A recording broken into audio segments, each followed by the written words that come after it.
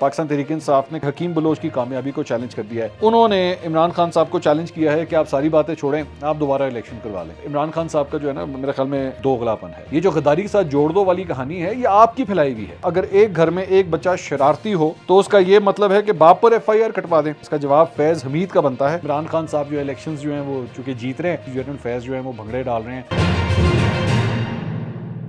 अस्सलाम वालेकुम नाज़रीन, मैं हूं मंसूर अली खान। अपने डिजिटल चैनल के ऊपर आपको खुशामदीद कहूँगा। नाज़रीन, इस वीडियो के अंदर बड़ी एक इम्पॉर्टेंट बात जो है वो जो सामने आई है, जो ख़बर सामने आई है वो जनरल फैज़ से मुतल्लिक है, जिसकी तफसीलात अभी मैं थोड़ी देर में आपके साथ मैं शेयर करता हूँ। उनके बारे में एक बड़ा इंटरेस्टिंग बयान जो है वो सामने आया है और इसके साथ साथ चंद वीडियोज़ उनकी सामने आई हैं, बड़े खुश दिखाई दे रहे हैं उसके अंदर। आखिर इसकी वजह क्या है, वो सारी तफसीलात अभी आपके साथ शेयर करते हैं। लेकिन कुछ दीगर खबरें आपके साथ पहले ज़रा शेयर करना चाहेंगे। एक तो सबसे पहले मैंने आपको पिछली वीडियो के अंदर ये बताया था कि आर्मी चीफ की एक बड़ी इंपॉर्टेंट मीटिंग हुई है, कोर कमांडर कॉन्फ्रेंस बेसिकली हुई है, जिसमें उस कोर कमांडर कॉन्फ्रेंस के हवाले से ISPR की जानिब से बाकायदा एक बयान जो है वो जारी हुआ है। उस बयान में कहा गया है कि पाकिस्तान के एटमी हथियारों की सिक्योरिटी का निज़ाम आलमी मेयार के मुताबिक है। पाकिस्तान ने एटमी सिक्योरिटी रजीम मजबूत बनाने के लिए तमाम ज़रूरी इकदाम किए हैं और मुल्क के स्ट्रेटिजिक असासों की सिक्योरिटी इंतजाम भरपूर हैं। तो वाज़े तौर पर इस वक्त जो बैन अल-अक़वामी सतह के ऊपर जो गुफ्तगू शुरू हुई थी पाकिस्तान के एटमी असासों के हवाले से जो बाइडन के बयान के बाद, और हर जगह ये डिस्कस किया जा रहा था, उस सिलसिले में अब जो पाकिस्तान की फ़ौजी क़यादत है उसने भी एक वाज़े पैगाम जो है इस सिलसिले में जारी किया है। इसके अलावा एक और इम्पॉर्टेंट जो मीटिंग हुई है वो चीफ इलेक्शन कमिश्नर की सरबराही में हुई है। वजारत दाखिला की जानिब से लिखे गए ख़त का जायज़ा लिया गया। ख़त में बल्दियाती इंतखाबात के लिए सिक्योरिटी एहलकार फराहम करने से माजरत की गई थी। आप ये ज़हन में रखिएगा कि सिंध के अंदर जो है वो बल्दियाती इंतखाबात होने थे, ख़ास तौर पर कराची के अंदर। इस सिलसिले में वफाकी हुकूमत ने की जानिब से इलेक्शन कमीशन को ये कहा गया कि वो सिंध हुकूमत की मशावरत से कराची में बल्दियाती इंतखाबात का फ़ैसला करे। यानी उन्होंने सारा कुछ जो है ये सिंध हुकूमत के कोर्ट में बात डाल दी। वजारत दाखिला की जानिब से सिक्योरिटी फराहमी के लिए माजरत के ख़त का जायज़ा लेने के बाद इलेक्शन कमीशन ने कराची में बल्दियाती इंतखाबात मुलतवी करने का ऐलान कर दिया। इससे कबल सिंध हुकूमत बल्दियाती इंतखाबात 3 माह के लिए मुलतवी करने के लिए इलेक्शन कमीशन को 3 मरासले भी भिजवा चुकी है। कराची के 7 अजला में बल्दियाती इंतखाबात 23 अक्टूबर को स्केड्यूल्ड थे। अब ये जो डेवलपमेंट है कि इन बल्दियाती इंतखाबात को जो है मौखर कर दिया गया, इस पर पाकिस्तान तहरीक इंसाफ ये कह रही है कि जी पाकिस्तान पीपल्स पार्टी की जो सिंध हुकूमत है वो इन बल्दियाती इंतखाबात से राह फरार इख्तियार करना चाह रही थी और बड़ी देर से उसकी ये कोशिश थी। सिंध हुकूमत का इस मामले में ये कहना है कि जी हमारे पास इस वक्त जो वसाइल हैं वो बहुत लिमिटेड हैं और ज़्यादातर हमारे जो सेटअप है, हमारा जो एडमिनिस्ट्रेटिव सेटअप है वो इस वक्त सैलाब ज़दगान की मदद के अंदर बिज़ी है। इस वजह से हम इस वक्त आपको ये इंतखाबात इस वक्त नहीं मुनक्किद होने चाहिए। पाकिस्तान तहरीक इंसाफ ये कहती है कि जी ख़ास तौर पे इनको इस बात का पूरी तरह आइडिया है कि PTI जो है वो उनका एक विनिंग मोमेंटम चल रहा है और अगर इस मरतबा बल्दियाती इंतखाबात होते हैं तो PTI जो है उसके अंदर पाकिस्तान पीपल्स पार्टी को बड़ा टफ टाइम देगी या हो सकता है कि शिकस्त ही दे दे, तो जिसकी वजह से ये लोग ये सब कुछ इस तरह कर रहे हैं। असल बात जो है वो अब आपके सामने है। ये भी हकीकत है कि अभी अभी वहाँ पे 2 ज़िमनी इंतखाबात जो हैं वो मुनक्किद हुए हैं, लेकिन ज़ाहिर बात है ये भी मानना पड़ेगा कि बल्दियाती इंतखाबात जो हैं वो एक लार्जर स्केल के ऊपर होते हैं। बड़े माइन्यूट जो है वो हर मोहल्ले में, हर कौंसिल के अंदर जो है वो इलेक्शंस होने होते हैं, बड़े लार्ज स्केल के ऊपर होते हैं। तो it's a very bigger exercise. अब सिंध हुकूमत की ये जो एक्सक्यूज़ है वो किस हद तक ठीक है, ज़ाहिर बात है ये इट ऑल डिपेंड्स कि आप टेबल की किस साइड के ऊपर बैठे हैं, लेकिन मैंने आपके सामने दोनों का पॉइंट ऑफ व्यू जो है वो आपके सामने मैंने रख दिया है।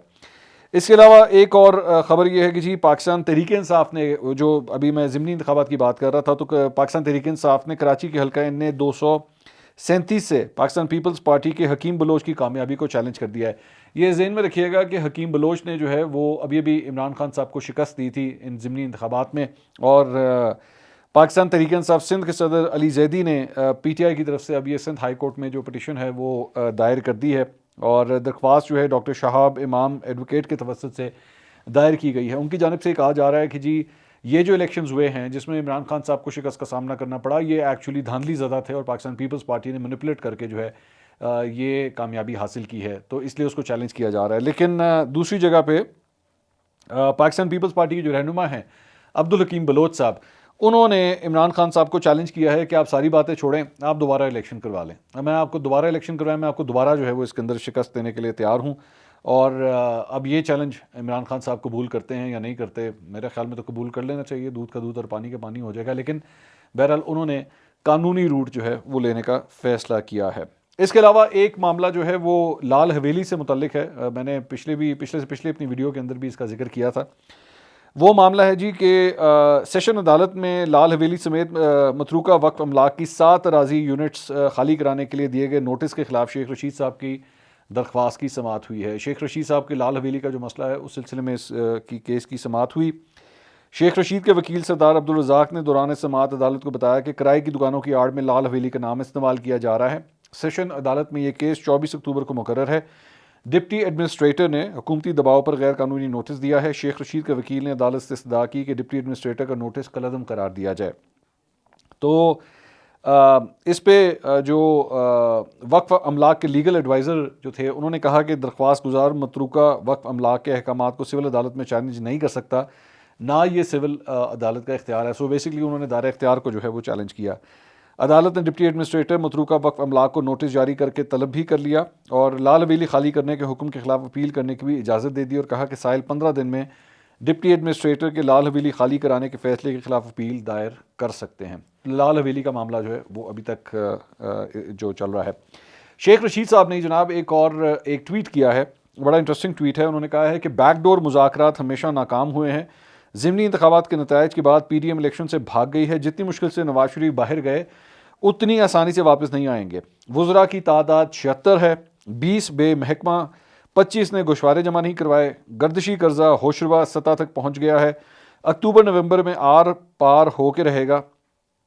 तो ये जो बैकडोर मुज़ाकरात की बात है, तो शेख साहब को तो ये जाके इमरान खान साहब को कहना चाहिए कि भाई ये जो बैकडोर मुज़ाकरात हैं इसमें कोई फ़ायदा नहीं है इन तमाम चीज़ों का। तो कौन कर रहा है ये बैकडोर मुज़ाकरात? तो बहरहाल शेख साहब जो है वो काफ़ी नाखुश दिखाई देते हैं सारे प्रोसेस से। अच्छा, इमरान खान साहब की आज चंद सहाफ़ियों से मुलाकात हुई है। रावलपिंडी यूनियन ऑफ जर्नलिस्ट के चंद सहाफ़ियों से मुलाकात हुई है और उन्होंने कहा कि जी सवाए नजम सेठी के मैंने आज तक कभी किसी भी सहाफ़ी के ख़िलाफ़ FIR नहीं कटवाई है। सिर्फ नजम सेठी हैं जिनके खिलाफ जो है वो मैं अदालत के अंदर गया हुआ हूँ। और उन्होंने कहा कि सोशल मीडिया के ऊपर अगर कोई कुछ करता है या बदतमीज़ी करता है तो वो हमारे हाथ में नहीं है और उसमें हम क्या कर सकते हैं। ये इमरान खान साहब का जो है ना, मेरे ख्याल में इसको मैं I am sorry to use the word, लेकिन दोगलापन है। वो इसलिए दोगलापन है क्योंकि आप प्रूफ हो चुके हैं कि आप इन सारी चीज़ों के पीछे हैं। और मैं भी आपको बताता हूँ किस तरह। एक पॉइंट तो ये है कि ये जो बदतमीज़ी का लेवल है इसको इंक्रीज़ करने में आपने बहुत अहम किरदार अदा किया है। मुझे आज भी याद है, आज से कई साल पहले आप बार बार ये कहते थे कि हम कुछ करते हैं तो हमारे जो PTI के टाइगर्स हैं फिर वो इनको जवाब देते हैं और वो उनकी ऐसी की तैसी फेर के रख देते हैं। और जिस किस्म की लैंग्वेज आप अपने जलसों के अंदर, आपके ये जो लौंडे लपाड़े जो आपने रखे हुए हैं और साथ ही साथ आपकी जो पार्टी के जो रहनुमा हैं, जिस किस्म की लैंग्वेज ये यूज़ करते हैं ना, उसके बाद आपके कारकुन 4 हाथ आगे जाते हैं। जो कुछ मरियम औरंगज़ेब के साथ लंदन में हुआ, जो कुछ मरियम औरंगज़ेब के साथ मदीना मुनव्वरा में हुआ, एहसन इकबाल साहब के साथ भेरा के अंदर हुआ, ये सारी चीज़ें जो हैं ये आपका फैलाया हुआ जहर है जो आपने माशरे के अंदर फैलाया है। तो इसलिए इस मरतबा अब ये राह फरार इख्तियार करने की कोशिश मत करें कि जी हमारे हाथ में तो कुछ नहीं है, ये लोग जो कुछ भी करते हैं वो खुद करते हैं। खुद नहीं करते, आप वो करवाने वाले हैं आप। और इसकी सबसे बड़ी एक निशानी जो है वो ऑडियो है जो आपने माना कि वो ऑडियो जो है वो जेन्युइन है और वो ऑडियो रिकॉर्ड हुई है और वो आपकी अहलिया बुशरा बीबी की ऑडियो है जो अरसलान खालिद को, जिसमें वो कह रही है कि बेटा इसको गद्दारी के साथ जोड़ दो। ये जो गद्दारी के साथ जोड़ दो वाली कहानी है ये आपकी फैलाई हुई है, ये आपने ये गंद फैलाया है, आपने ये फजूलियात जो है इस माशरे के अंदर फैलाई हैं। इससे राह फरार इख्तियार मत किया करें। अभी शुक्र कीजिए किसी सहाफ़ी का या किसी ऐसे शख्स का कोई कत्ल नहीं हो गया, वरना मैं आज आपको ये बात बता दूं ये फैलाया हुआ जहर आपका है, ये आपने इन सबको ये सारी चीज़ें सिखाई हुई हैं, ठीक है। और उसके बाद आप वो जो कंटेनरों के ऊपर खड़े होकर जो ब्यूरोक्रेट्स को तड़ियाँ लगाते हैं, मैं तुझे नहीं छोड़ूंगा, मैं इसे नहीं छोड़ूंगा, मैं उसे नहीं छोड़ूंगा। ज़ेबा चौधरी जो जज साहिबा थी उनको भी जो कुछ आपने कहा वो भी जाहिर बात है आपके मुंह से निकला, मैंने किसी और के मुंह से तो नहीं निकला हुआ। वो तो आप शुक्र करें कि आपने माफिया शाफियाँ मांग ली तो जिसकी वजह से अदालत ने आपको इस मामले में माफ़ कर दिया, वरना आपकी माफ़ी होनी नहीं थी उस मामले में। ये इतने आराम से ना इन चीज़ों से बाहर मत निकल जाया करें। और बड़ी मिसालें हैं, बहुत सी एग्जांपल्स हैं जहाँ पे आप लोगों ने जो है इस किस्म की गुफ्तगू की है। खैर, और ख़बरें ज़रा कुछ शामिल करते हैं। पंजाब में बल्दियाती इंतखाबात के इनेकाद से मुतल्लिक केस की समाअत chief election commissioner Sikandar Sultan Raja की सरबराही में 3 रुकनी बेंच ने की। स्पेशल सेक्रेटरी इलेक्शन कमीशन ने बेंच को बताया कि पंजाब हुकूमत ने अभी नए बल्दियाती इंतखाबात का ऑर्डिनेंस जारी किया है। इस ऑर्डिनेंस और इसके रूल्स हमसे शेयर नहीं किए गए। हम 2 मरतबा हल्का बंदी करवा चुके हैं, इस पर अखराजात हुए हैं। पंजाब हुकूमत से ये अखराजात वसूल करने के साथ पंजाब हुकूमत के खिलाफ तौहीन की कार्रवाई की जाए। चीफ इलेक्शन कमिश्नर ने कहा कि अखराजात का तखमीना बताया जाए। Secretary election commission Umar Hamid Khan ने बताया कि बल्दियाती इलेक्शन के फंड्स फराहम नहीं किए गए। तो एक तो ये डेवलपमेंट है। इसके अलावा एक और ख़बर जो आ रही है वो ये है कि तहरीक इंसाफ ने चीफ इलेक्शन कमिश्नर की बरतरफी के लिए सुप्रीम जुडिशल काउंसिल में बाकायदा तौर पर रेफरेंस जो है वो दायर कर दिया है। दायर करदा रेफरेंस में पीटीआई ने मौक़िफ़ इख्तियार किया है कि पीटीआई की जानिब से 123 अरकान कौमी असम्बली ने इस्तीफ़ा दिया जिसकी इलेक्शन कमीशन ने मंजूरी नहीं दी। चीफ इलेक्शन कमिश्नर का मरहलावार इस्तीफ़ों की मंजूरी मखसूस सियासी जमात को फ़ायदा पहुँचाने पर मबनी है। दरख्वास्त में कहा गया है कि किसी को खुश करने के लिए चीफ इलेक्शन कमिश्नर अपने हल्फ को भूल चुके हैं। चीफ इलेक्शन कमिश्नर को फ़ौरन फंडिंग के हवाले से 17 जमातों की इकट्ठे स्क्रूटनी की दरख्वास्त की गई। चीफ इलेक्शन कमिश्नर ने दीगर सियासी जमातों का केस ज़ेर अल्तवा रखा और पीटीआई के खिलाफ फैसला दिया। सेनेटर एजाज चौधरी की जानिब से ये दायर रेफरेंस में सिकंदर सुल्तान राजा पर जानिबदारी का इल्ज़ाम लगाया गया है। सिकंदर सुल्तान इस ओहदे के अहल नहीं है, इसलिए उन्हें ओहदे से हटाया जाए। इंटरेस्टिंग बात यह है कि इसका एक वाज़ेह तरीक़ाकार जो है वो मौजूद है और जिस तरह एक जज को हटाने के लिए जो है आपके पास ठोस सबूत होने चाहिए कि आप उनकी जानिबदारी को जो है वो साबित भी कर सकें। अगर वो सबूत आपके पास नहीं है तो फिर महज आपके जो कुछ भी आपकी बातें हैं वो महज एक सियासी बयान है।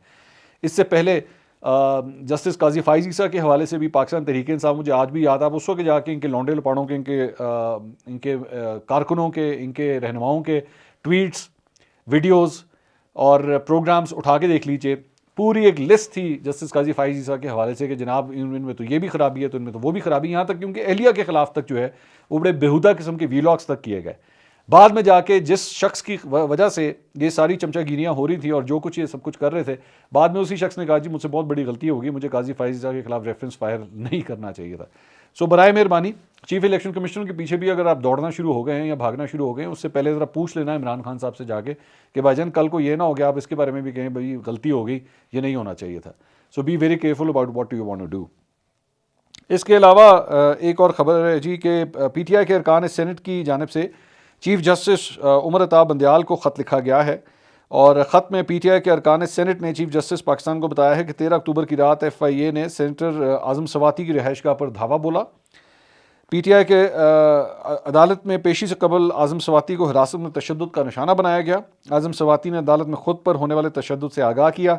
चीफ जस्टिस पाकिस्तान को लिखे गए ख़त में पीटीआई के अरकान सेनेट ने मज़ीद कहा कि अदालत उज़्मा इंसानी हकूक़ की मुहाफ़िज़ है। ख़त में पीटीआई के अरकान सेनेट ने इस्तदा की कि चीफ जस्टिस उमर अता बंदयाल इंसानी हकूक़ की बेहमाना खिलाफ वर्जी का फौरी नोटिस लें।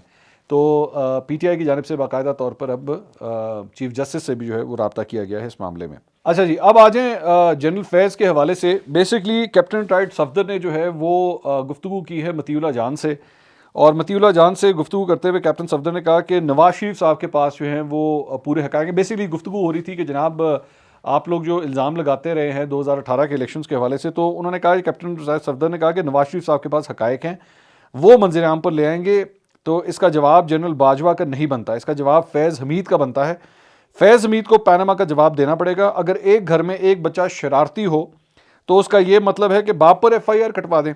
तो मतीउल्लाह जान साहब ने कहा कि आपने कहा जनरल बाजवा एक प्रोफेशनल और न्यूट्रल अफसर हैं। तो कैप्टन सफदर ने कहा यार मैं 8 महीने उनके पास इन्फेंट्री स्कूल में पढ़ता रहा हूँ, मेरे इंस्ट्रक्टर हैं। मतीउल्लाह जान ने कहा ये आपको कब पता चला?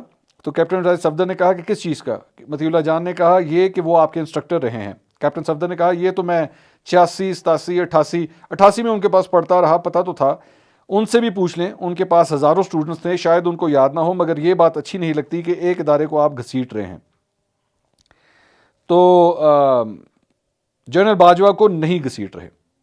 तो ये बेसिकली जो है वो सारी गुफ्तगू थी। अच्छा, अब मामला क्या है? मामला सीधा सीधा ये है कि पिछले कई महीनों से हम ये बात देख रहे हैं कि मुस्लिम लीग नून जो है ना अपने पॉइंट ऑफ व्यू के अंदर एक कंप्लीट यू टर्न मार चुकी है। और पहले ये दोनों जनरल हजरात का नाम लेते थे, जनरल फैज़ का भी और जनरल बाजवा का भी। आपके सामने तकरीर आपको याद है, नवाज शरीफ साहब खुल के जनरल बाजवा के बारे में पूरी तकरीरें करते थे। लेकिन उसके बाद आपस में जो है वो एक डिवीज़न आया और इनके मामला जब इस्टेब्लिशमेंट के साथ ठीक होना शुरू हुए तो टारगेट जो है वो सिर्फ जनरल फैज़ की तरफ चला गया और मरीम नवाज़ भी मुख्तलिफ प्रेस कॉन्फ्रेंसों के अंदर बार बार जो है वो सिर्फ यही कहती जी हमें आपके कोच का पता है, हमें आपके कोच का पता है, आपकी ये कोच के बगैर आप ये सब कुछ नहीं कर सकते थे।